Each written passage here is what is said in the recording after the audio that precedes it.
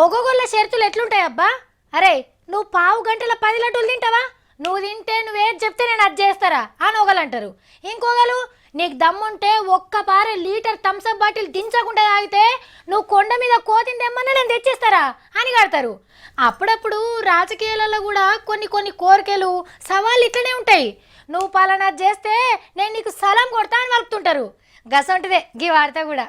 పెద్దలు జానారెడ్డి గారు కోరక ఒక కోరికను కోరిండ్రు సర్కార్ని.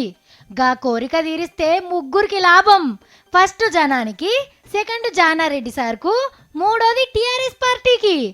ఇంతకీ గా కోరిక ఏందంటే 2 పంటలకు నిజంగా నీళ్ళు ఇస్తే డిజైనే లేదా, నేను నీకు ప్రచారం చేయించిన ప్రచార రథసారథిగా ఉంటుంది అన్న మీరు అది విన్నారు. నిజంగా ఆ పని చేస్తా. అర్థమైందా?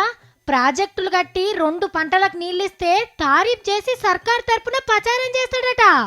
మాట అంటే మాటనే, వెనకకు పోయేది లేనే లేదు అని సవాల్ చేస్తున్నాడు జానారెడ్డి సారు.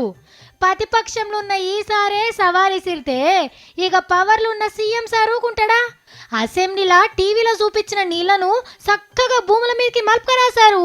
గంతే, పెద్దలు జానారెడ్డి గారు మీకే జై కొడతందుకు తయారుగున్నాడు.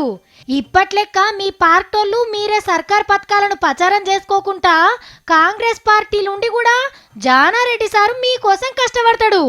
అట్లనే సరిపోను నీళ్ళిచ్చినందుకు జనానికి మంచి జరిగినట్టయితది.